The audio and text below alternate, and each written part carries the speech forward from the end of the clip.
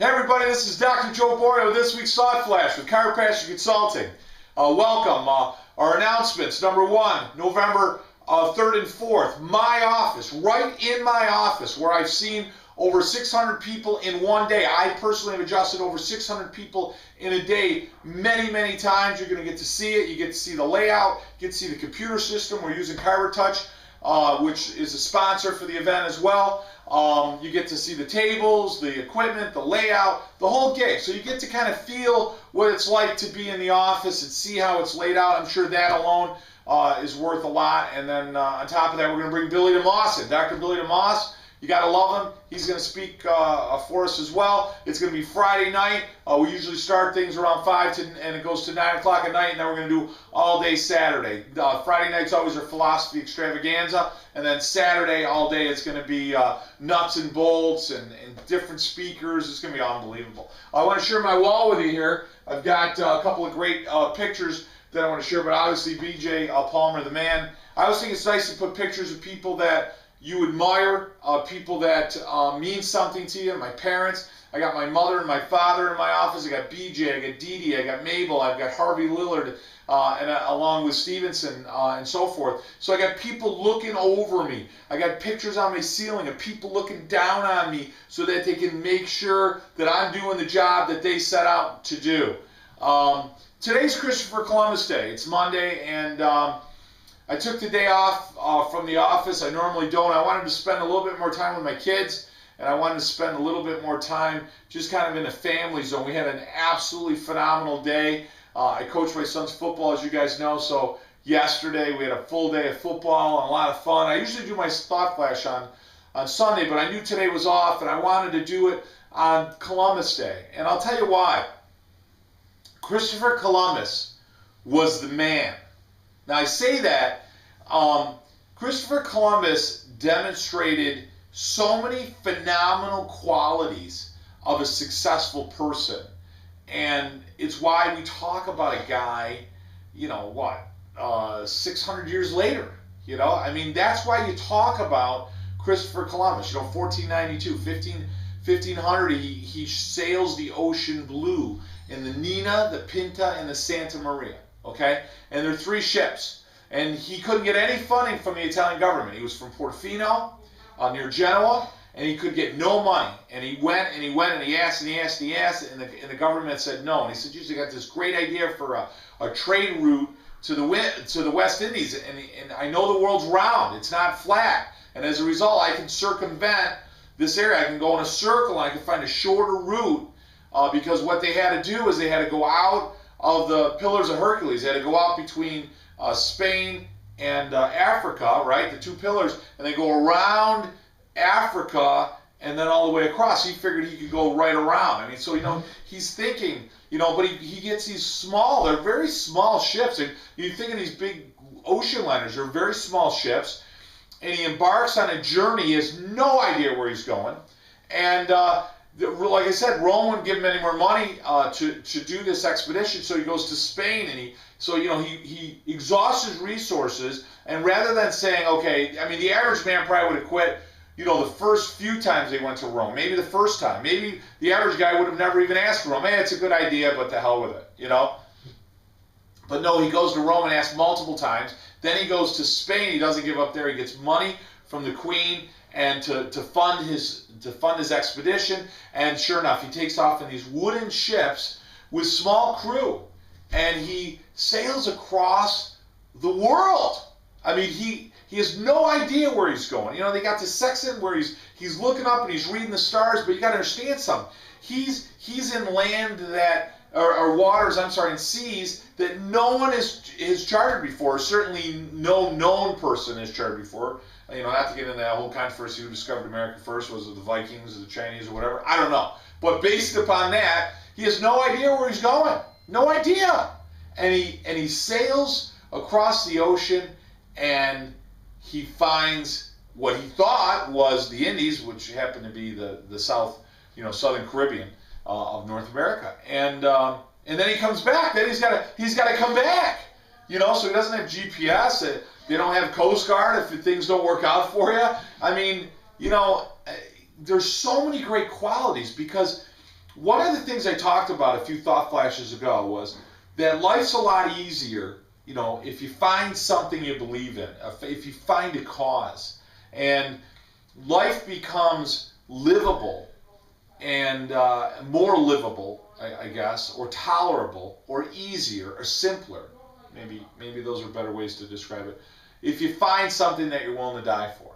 Because, you know, there's a line in City Slickers that Pete Lombardi and I, Dr. Pete, have talked about before, but he says, you know, Jack Palance says, you know, you got to find the one thing what's the secret to life, Billy Crystal asked him. He says, one thing. He says, what's that one thing? He goes, that's what you got to figure out for yourself. And once you figure that out, you know, nothing else means anything. And when Christopher Columbus realized that, you know, that the world was round, and he was willing to die for it, and he was willing to lead a group of men in an expedition across uncharted territory to prove not only that he was right, but to change the world. He changed the world.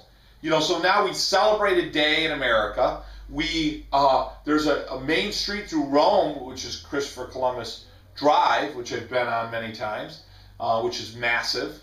It's 8 lanes. So, you know, there's so many tributes to Christopher Columbus because he was such a pioneer. He was such an innovator. He was somebody who said, you know what? I am not going to be a slave to mediocrity. I am not going to be taught, as B.J. Palmer said, how to think, that education is constipation of the mind. B.J., when he said that, you know, epigram, he didn't mean that you shouldn't be educated, you shouldn't read. What he had a problem with is not only did they teach you what to learn, but how to think. And it takes away innovation. It takes away imagination. You know, Albert Einstein said that the difference between genius and mediocrity is imagination. And that's the frustration when everyone else thinks that that's the way it is. And why you can bring that into chiropractic, I mean, how many of those qualities did D.D. Palmer have? How many of those qualities did B.J. Palmer have? Why do we talk about these men, Mabel Palmer? Why do we talk about these people now, you know, 100 years later? Why are they only now becoming more popular? Why can you read Quantum Healing by Deepak Chopra and pick up a book that was written 100 years earlier by D.D. Palmer and realize that D.D. Palmer viewed healing and health and the entity of universal intelligence and innate through the eyes of quantum mechanics and quantum healing and quantum physics. I mean, that's what they viewed it 100 years before any of these other guys were talking about it now. So I think it's important to understand that these guys were willing to look at the world differently, that he looked at disease not as an entity, but a loss of the body's ability to express itself. The body always had the ability to heal. The body always wants to be healthy, and that any disease, anytime the body fails, it's not the disease that's the problem. It was a loss of the body's ability to express that. And what were the ways? Autosuggestion, you know, your thoughts play a massive role. With the physical matter, there's limitations there, what you put in your body or what happens to your body. Genetics certainly play a role, but a major cause was neurologic interference. You know, and the one thing I want to end today's thought flash with is this, and I'm going to end a lot of my talks with this. And I see a push by the CCE, and I see a push by government entities and political groups in our profession that want to prescribe drugs. And it's sad because I understand why. You know, I see the colleges that are in a state of scarcity. I see that the chiropractors are in a state of scarcity. I see that the state organizations are in a state of scarcity. And by that, they want to pander to everyone because they don't want to lose what they have. And I can tell you that is a guaranteed roadmap to failure. You know, Rosa Parks, we talk about her now as the start of the civil rights movement because she didn't pander to everyone. Now, I'm not saying, you know, you yell fire in a crowded movie theater. What I'm saying is that when you know you're right, and when you know you have something that's right, that BJ knew, and Dee Dee knew, and Harvey knew, and Mabel Palmer knew, and Ralph Stevenson knew, all of these wonderful men and women that I'm not naming that carried our profession forward, they knew that something was right. They knew it in their fiber. That listen, there's other ways to heal, but we have a unique way that really ends in solving a mystery of why so many men and women are sick, why there's so much disease in the world. And I got to tell you, guys, for all of you guys that are listening, do you honestly think that the men and women that died, that were jailed and died, that paid the ultimate price for our entity of chiropractic, for the philosophy of chiropractic, do you think they went to jail? Do you think they died for treating back pain? I mean, do you honestly think that these men and women died for back pain? Do you think BJ and Dee Dee sat in jail cells to treat a backache? I mean, that's not what they went to jail for. They went to jail for a new idea. One of the most dangerous things in civilization is a new idea. It's extremely powerful. It could change the world. Chiropractic is a philosophy. They went to jail, not even for the adjustment, even though the law may have argued that they went to jail because they were practicing medicine without a license. I understand that. But that's not why they went to jail. They went to jail for a new idea. They went to jail because they were mavericks. They were traitors to the old system. They chose not to be slaves. They chose not to be oppressed by a way of thinking that was accepted. They said the world isn't flat, it's round. There is a universal intelligence. There is an innate intelligence. There is something that resides within the body that we can't necessarily count, in the words of Einstein, because everything that can't be counted still counts. And just because science hasn't been able to put their hand on it yet doesn't mean it doesn't exist. It's part of the intangible. And that is what chiropractors, number one, have to recognize exists, have to release themselves to that intelligence that they don't fully understand, and they have to work in partnership with them. We have to be stewards to universal and innate intelligence. That we're not going to stand there and say, listen, we know more than the infinite wisdom of the universe. We're going to stand there and say, look, I don't necessarily know what's wrong. I don't necessarily can trace every symptom or disease. I do know this, that if your spine and nervous system are not working properly, you're sicker. And if they're working better, you're healthier. My job is to get it working healthier and keep it working healthier for the rest of your life. It's that simple.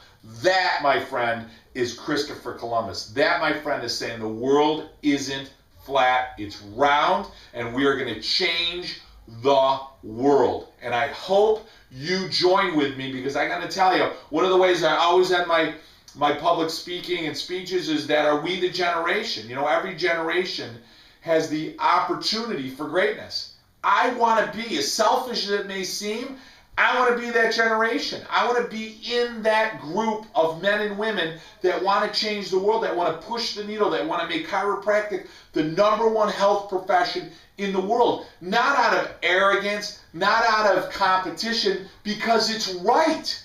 Because it's right. That the other system out there has failed. Our way of thinking, our system by far is not only superior, but it's right. It's the right way. It's congruent with universal law. That's why chiropractors should be at the forefront. It's always an honor when I get emails, guys. I know I went on a little bit longer today. Happy Columbus Day. Remember, you are Christopher Columbus. Be him, join with our movement, make Chiropassion Consulting, and all those other great coaching programs out there, those principled coaching programs, make them grow, because that's where we need to go. Support your local philosophy groups. I'm with Embers. This is a straight chiropractic group out of Sherman. I was honored to speak there this year at Lyceum, and I talked to you guys about that, so that was great. And I got to end it here because I'm out of time. May your innate always flow with 100% full expression of universal intelligence. May it illuminate your body always. Enjoy serving the masses with your adjustment. This has been Dr. Joe Borio with Chiropractic Consulting. Join us at my office November 4th and 5th. I can't wait to see you. I'm excited. Do you feel it? I'm excited. My best